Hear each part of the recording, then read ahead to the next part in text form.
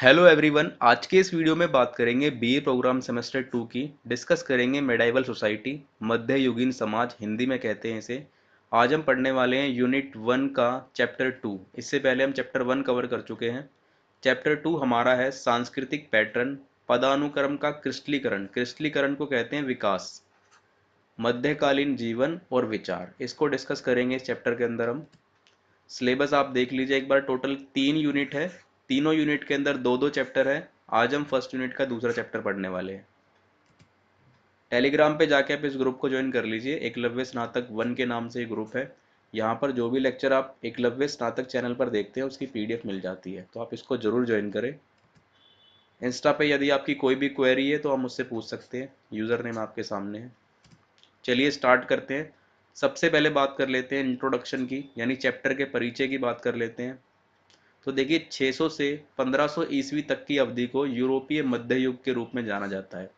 यदि हम यूरोपीय मध्य युग की बात करते हैं तो यूरोपीय मध्य युग था 600 से 1500 ईस्वी तक का। इस काल के प्रमुख धार्मिक और सांस्कृतिक परिवर्तनों को समझने के लिए इसे दो चरणों में विभाजित किया जाता है। एक प्रारंभिक मध्य युग, दूसरा उत्तर मध्य युग।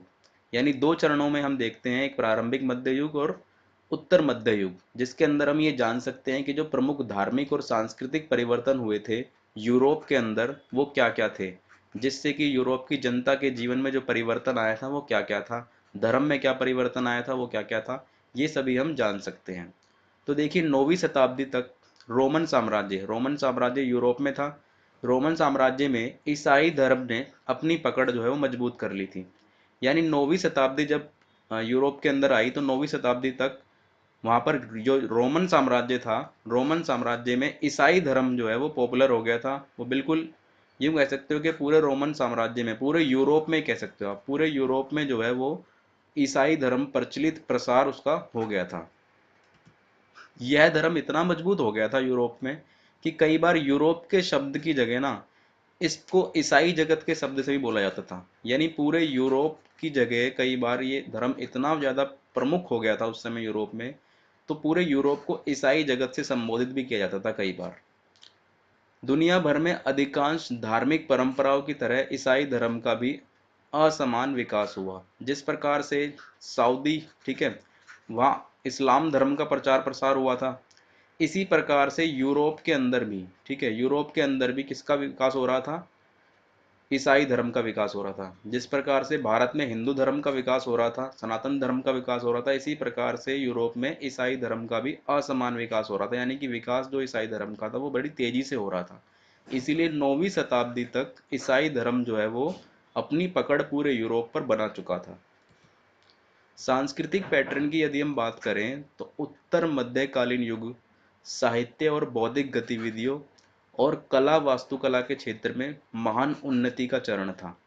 यानी उत्तर मध्यकालीन युग में साहित्य, बौद्धिक गतिविधियों, कला, वास्तुकला के क्षेत्र में जो है अत्यंत परिवर्तन या उन्नति देखने को मिलती है।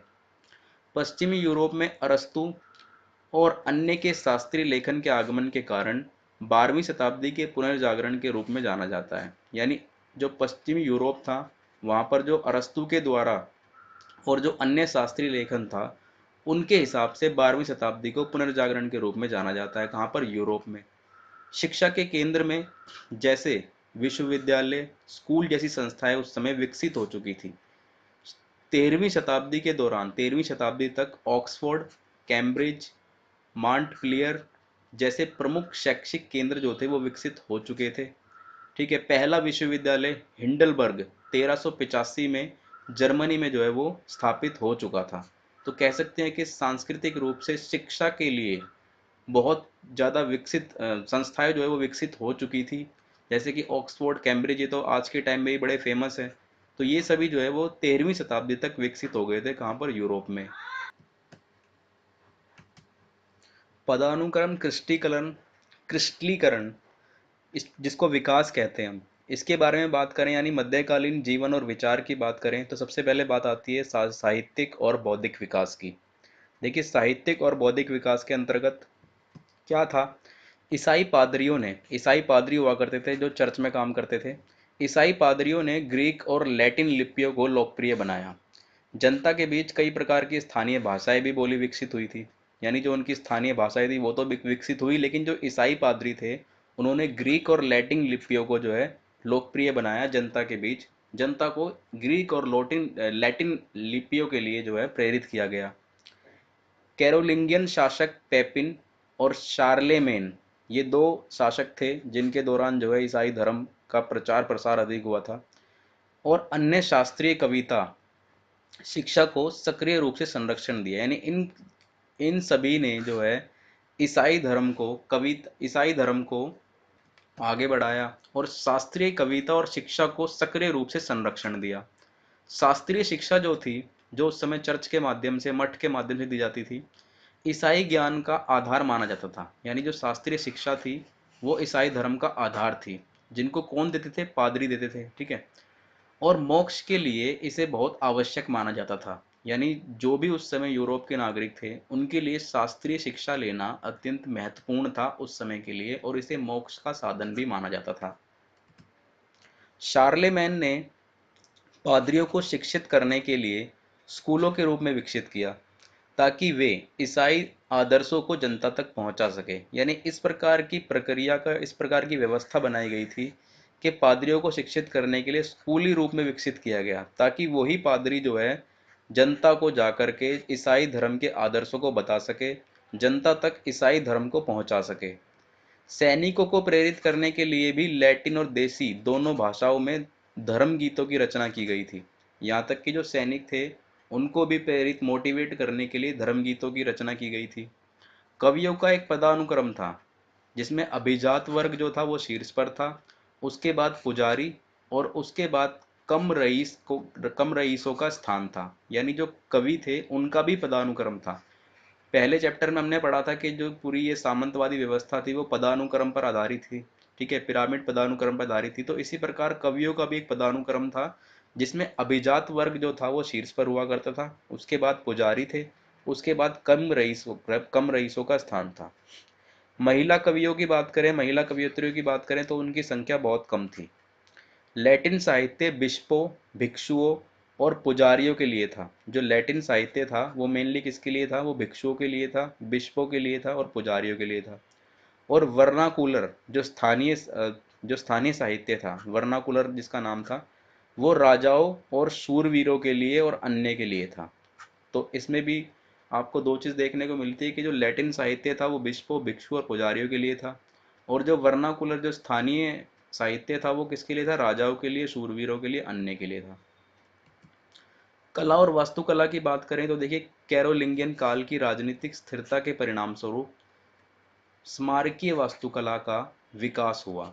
यानी इसके काल में जो है वो स्मारकीय वास्तुकला, यानी विभिन्न प्रकार के चर्च बनाए गए, विभिन्न मठ बनाए गए, ठीक है। लगभग 100 शाही आवासों का निर्माण या परिवर्तन जो है इसके काल में किया गया था। 27 कैथेड्रल बनाए गए और कई मठों का विस्तार हुआ, कई मठों का निर्माण हुआ। ये सभी स्थान क्या थे? ये सभी स्थान थे जहाँ पर जनता को जो है ईसाई धर्म के बारे में, ईसाई धर्म की शिक्षाओं के बारे में, सिद्धांत के बारे में बताया जाता था विस्तार से। जहाँ पर जनता एक तरीके से, उनके लिए पूजनीय स्थान तो था ही, इसके साथ साथ वो ईसाई धर्म से कनेक्ट हो पाते थे इन्हीं सब स्थानों पर।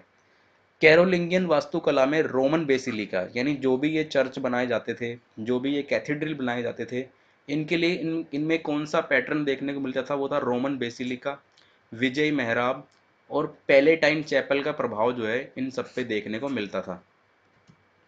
पूर्वी यूरोप में बड़ी संख्या में छोटे आकार के चर्चों का निर्माण किया गया था, जिन्हें फ्रेंसिको पेंटिंग और मोजाइक से बनाए सजाया गया था, ठीक है।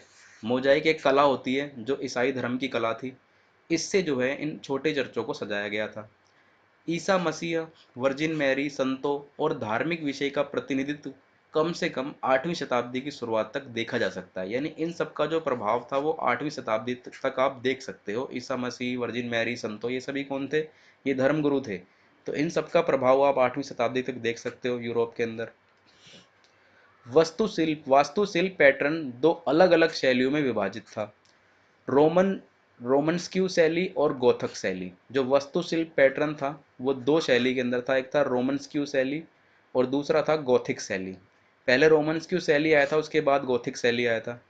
दोनों शैलियों ने ईसाईवादी उद्देश्य की पूर्ति की और समाज की आध्यात्मिक आकांक्षाओं को व्यक्त किया। दोनों ही शैलियों का काम क्या था कि ईसाई धर्म के जो उद्देश्य हैं उनकी पूर्ति करें, ईसाई धर्म के जो सिद्धांत है वो जनता तक पहुंचाए जाएं, और ईसाई धर्म की समाज की जो आध्यात्मिक आकांक्षा है उनको जनता के सामने व्यक्त किया जाए।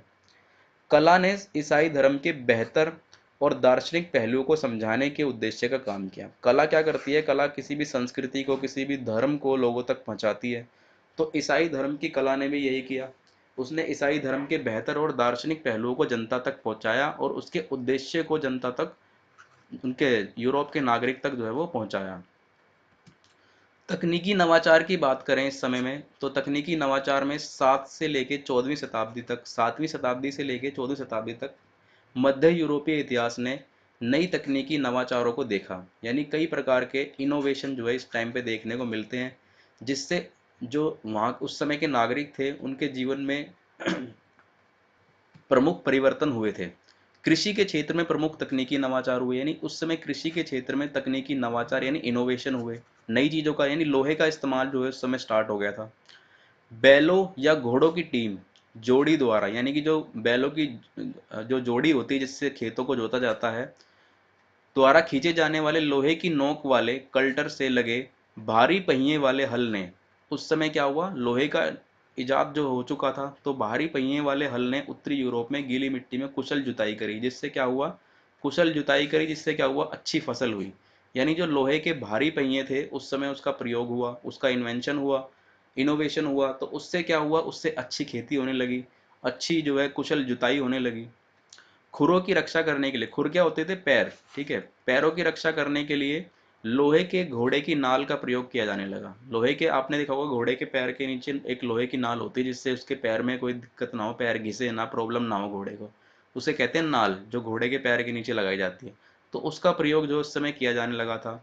नौवीं अ, ये 900 गलत लिखा हुआ है, 9वीं शताब्दी, 900 ईसा, 900 ईसा के आसपास लोकप्रिय जो है ये घोड़े की नाल जो है लोकप्रिय हो गई थी। 1050 के आसपास विकसित नए टेंडम हार्नेंस, ये 900 जो लिखा हुआ था, ये 900 का मतलब है 900 से लेकर 1050 ईस्वी, ठीक है, तो वो ठीक लिखा हुआ है। तो 1050 के आसपास विकसित नए टेंडम हार्नेंस को घोड़े की गर्दन के चारों ओर रखा जाता था। घोड़े की गर्दन के चारों ओर रखने का जो लोहे का वो था टेंडन हार्नेस, उसको घोड़े की गर्दन पर रखा जाने लगा था। इन दोनों नवाचारों ने घोड़े की भारी वस्तुओं को खींचने की दक्षता में सुधार किया था। यानी ये जो नई टेक्नोलॉजी आई थी, इसने क्या किया था कि इसकी सहायता से जो घोड़े भारी वजन खींच पाते थे वो आसानी से खींच लेते थे, तो ये इन्वेंशन हुआ था। लोहे की नोक वाले फावड़े आ गए थे जिससे खेती और भी आसान हो गई थी। कांटे वाले फावड़े लोहे के आ गए थे, उससे खेती आसान हुई, जो लकड़ी की तुलना में अधिक प्रभावित थे। यानी उससे पहले लकड़ी के फावड़ों का इस्तेमाल करते थे जो इतने प्रभावी नहीं थे, बल्कि लोहे की नोक वाले फावड़े अधिक प्रभावी थे। ठीक है, लोहे की दराती ने कटाई को और आसान बना दिया, जिससे क्या हुआ, कटाई जल्दी होती थी। तो कृषि के क्षेत्र में आप देख सकते हैं कि बहुत ज़्यादा परिवर्तन इस समय देखने को मिलती है। हॉलैंड में जो है 1170 तक पवन चक्की का विकास भी हो गया था। तो पवन चक्की का विकास हॉलैंड में 1170 ईस्वी तक हो गया था। त्रिकोणीय पाल के आकार के समुद्री जहाज, देखिए त्रिकोणीय पाल के आकार के समुद्री जहाज का प्रयोग भी जो है वो 15वीं शताब्दी से पहले यूरोप में किया जाने लगा था। इसके साथ साथ एस्ट्रोलैब, कंपास आदि का प्रयोग, ये सब जो है 15वीं शताब्दी तक जो है यूरोप वासी जो थे वो करने लगे थे, जिससे पता चलता है कि यूरोप में नवाचार जो हुआ था, यूरोप में जो इन्वेंशन हुआ था, वो जो उनके नागरिकों के लिए, यूरोप के नागरिकों के लिए अहम था, जिसने उनके जीवन को आगे बढ़ाया था। मध्यकालीन यूरोप में यदि हम धर्म की बात करें तो सबसे पहले मध्यकालीन यूरोप में ईसाई धर्म की बात होती है। 11 से 15वीं शताब्दी तक यूरोप में ईसाई धर्म का विस्तार हो चुका था। हालांकि 9वीं शताब्दी तक तो ईसाई धर्म जो है वो अपने पकड़ जो है रोमन साम्राज्य में बना चुका था। चर्च और मठों ने ईसाई धर्म के उपदेश, शिक्षाएं, सिद्धांतों को जनता तक पहुंचाया। ईसाई धर्म एक राजनीतिक सिद्धांत बन गया। जो चर्च बनाए गए थे, मठ बनाए गए थे, इन्होंने क्या कार्य किया था, इन्होंने जनता तक जो ईसाई धर्म के उपदेश थे, शिक्षाएं थी, सिद्धांत थी, वो उनको पहुंचाया। ईसाई धर्म एक राजनीतिक सिद्धांत जो है इस समय तक 15वीं शताब्दी आते आते 11 से 15वीं शताब्दी के बीच में ईसाई धर्म जो है एक राजनीतिक सिद्धांत भी बन गया था, जो मध्ययुगीन समाज के जीवन की एक वैचारिक और नैतिक नियामक, अपनी चेतना और आत्म जागरूकता का एक रूप था। जो यूरोप के सांस्कृतिक समुदाय का आधार था। यानी इस समय आते आते जो मध्ययुगीन समाज था उसमें ईसाई धर्म ने एक जीवन का एक वैचारिक नैतिक नियम, ठीक है, आत्म जागरूकता, इन सभी का एक रूप जो है वो धारण कर लिया था, जो यूरोप की सांस्कृतिक समुदाय का एक आधार था। चर्च ने धार्मिक आधारों पर जनसंख्या के सभी वर्गों को एकजुट करने के लिए जो है कार्य किए। यानी चर्च ने क्या काम किया था, जो ईसाई धर्म, जो गैर ईसाई थे ना, उनको भी जोड़ा अपने साथ। तो सभी वर्गों को एकजुट करने का काम किसने किया? चर्च ने किया। विश्वासियों को एक रहस्यमय एकता में बनने का दावा किया। यानी जो भी उस समय के गैर ईसाई जो लोग थे, ईसाई लोगों को तो इन्होंने जोड़ा ही जोड़ा, साथ में गैर ईसाई लोगों को भी अपने साथ जोड़ा। चर्च मुख्य रूप से एक आध्यात्मिक समुदाय बन गया था और एक पदानुक्रमित सामाजिक राजनीतिक संगठन में बदल गया था। क्या? चर्च। चर्च का इस समय आते आते चर्च के अंदर पोप हुआ करते थे, ठीक है। तो एक तरीके से जो पोप था ना, उसके भी आगे बताऊंगा मैं आपको, पोप के अधिकार इतने थे कि आप चर्च को एक तरीके से राजनीति से भी जोड़ के देख सकते थे। तो राज्य द्वारा चर्च को प्रदान किए गए समर्थन ने इसके प्रशासनिक और आर्थिक सुदृढ़ीकरण में योगदान दिया। जो राज्य हुआ करते थे उस समय के, वो आर्थिक रूप से भी सहायता प्रदान करते थे चर्च को, जिससे क्या होता था, जो चर्च का प्रशासनिक और आर्थिकरण था वो उसमें अच्छा खासा फायदा देखने को मिलता था। सुदृढ़ीकरण यानी उसमें तरक्की देखने को मिलती थी। मध्य युग में देखिए पोप की बात हो रही है, तो मध्य युग में पोप जो रोमन कैथोलिक चर्च के सर्वोच्च धर्मगुरु होते थे, ठीक है, रोम के बिशप एवं वेटिकन के राजाध्यक्ष, उसको कहते थे पोप। ठीक है, यानी आप यहाँ समझ सकते हो जो चर्च के सर्वोच्च सबसे बड़े जो धर्मगुरु थे चर्च के, जो टॉप पर बैठते थे इसमें, उसको कहते थे क्या? पोप। पोप का शाब्दिक अर्थ क्या होता है? पोप का शाब्दिक अर्थ होता है पिता। वह किसी भी ईसाई धर्म के अनुयायी राजा को, अब ये पोप के अधिकार बता रहा हूं मैं आपको, पोप के क्या अधिकार थे, वह किसी भी ईसाई धर्म के अनुयायी राजा को आदेश दे सकता था। यानी जो भी ईसाई धर्म का राजा होता था, पोप को यह अधिकार था, वो उस राजा या अनुयायी को आदेश दे सकता था तथा उसे धर्म से बहिष्कृत कर उसे राज्य अधिकार की मान्यता को समाप्त भी कर सकता था। यानी पोप के पास इतने ज्यादा अधिकार हो गए थे उस समय पे, क्योंकि चर्च जो है वो स्टार्टिंग से ही जो लोकल लोग थे उससे जुड़ा हुआ था, ठीक है। तो लोकल लोग के जुड़ाव के साथ क्या होता है कि चर्च ने अंत में जाके एक राजनीतिक स्वरूप धारण कर लिया था, जिसमें जो पोप होता था, पोप के पास असीमित शक्तियां आ गई थी। अब पोप के पास इतनी शक्तियां थी कि जो वो राज्य का कोई भी राजा था, वो उसको बहिष्कृत कर सकता था, वो उसको आदेश दे सकता था, ठीक है, उसका राज्य अधिकार है, उसको मान्यता दे सकता था। तो ये सभी अधिकार पोप के पास थे। पोप अपनी सरकार, अपना कानून, अपने न्यायालय, अपनी पुलिस और अपनी धार्मिक व्यवस्था बनाता था। पोप रोमन कैथोलिक धर्म के अनुयायी राजाओं के आंतरिक मामलों में भी हस्तक्षेप कर सकता था। यानी जो भी रोमन कैथोलिक धर्म के अनुयायी राजा हुआ करते थे, उनके जो मामले होते थे उसमें इंटरफेरेंस पोप की थी। पोप रोमन कैथोलिक जनता से कर वसूल किया करता था और उन्हें चर्च के नियम के अनुसार आचरण करने के आदेश भी देता था। पोप को रोमन कैथोलिक राजाओं में चर्च के लिए उच्च अधिकारियों को नियुक्त और पदों से हटाने के लिए जो है अधिकार प्रदान था। यानी पोप को अधिकार था जो कैथोलिक राज्य है उसके लिए उच्च पदों पर जो लोग बैठते थे उनकी नियुक्ति कर सके। तो कुल मिला के 15वीं शताब्दी तक क्या था कि 15वीं शताब्दी तक पोप के पास जो है वो अधिकार ज़्यादा आ गए थे। उसके बाद देखिए धर्म युद्ध की बात करते हैं तो 7वीं और 8वीं शताब्दी की शुरुआत में ही अरब विस्तार के परिणाम स्वरूप एक और तो यहाँ पर क्या हो रहा था, यूरोप के अंदर ईसाई धर्म का प्रचार प्रसार हो रहा था, ईसाई धर्म अपनी चरम सीमा पर था। दूसरी ओर अरब में क्या हो रहा था, अरब में इस्लाम धर्म का प्रचार प्रसार हो रहा था। तो 8वीं शताब्दी की शुरुआत में अरब का क्या हो रहा था, वो विस्तार का परिणाम था। पूर्वी और पश्चिमी यूरोप दोनों के लिए राजनीतिक खतरा बन गया था, क्योंकि जो अरब था वो विस्तार की ओर था, तो ये अपने धर्म को आगे बढ़ा रहे थे, इस्लाम को। और इधर यूरोप में क्या था, यूरोप में था ईसाई धर्म। तो इससे क्या हो रहा था, राजनीतिक खतरा पैदा हो गया था पश्चिमी और पूर्वी यूरोप के लिए। 650 ईस्वी में क्या होता है, अरबों ने यरूशलेम पर जो है आक्रमण कर देते हैं। यरूशलेम क्या है, यरूशलेम ईसाइयों का एक पवित्र स्थान है। यहाँ पर 650 ईस्वी के आसपास कब्जा कर लिया जाता है अरबों के द्वारा। और 1717 ईस्वी में कॉन्स्टेंटिनोपल की को धमकी दी जाती है। ठीक है, 717, ये 1717 नहीं आएगा, 717 है, ये गलत लिखा हुआ है। 717 ईस्वी में कॉन्स्टेंटिनोपल को धमकी दी जाती है पश्चिम में उन्हें स्पेन पर कब्जा कर लिया। किन्होंने? अरबों ने पश्चिम में स्पेन पर कब्जा कर लिया था इस समय। इसका परिणाम ईसाई जगत और इस्लामी दुनिया के बीच सशस्त्र संघर्ष की एक नई श्रृंखला में हुआ।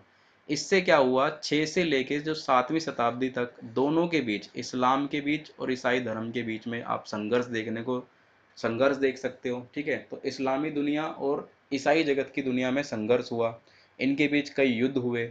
ठीक है, ईसाइयों ने इसे धर्म युद्ध कहा, तो मुसलमानों ने यानी जो इस्लाम धर्म से थे उन्होंने इसे जिहाद कहा। लगभग 7 धर्म युद्ध 1095 से लेके 1270 तक बीच लड़े गए। 7 धर्म युद्ध हुए थे इन दोनों के बीच में, जो 1095 से लेकर 1270 तक आपस में इनके लड़े गए। 1095 ईस्वी का पहला धर्म युद्ध था, पॉप अर्बन और जर्मनी राजा हेनरी के बीच, सत्ता के बीच ये लड़ा गया था। ये पहला था धर्म, इसे पहला धर्म युद्ध कहते हैं।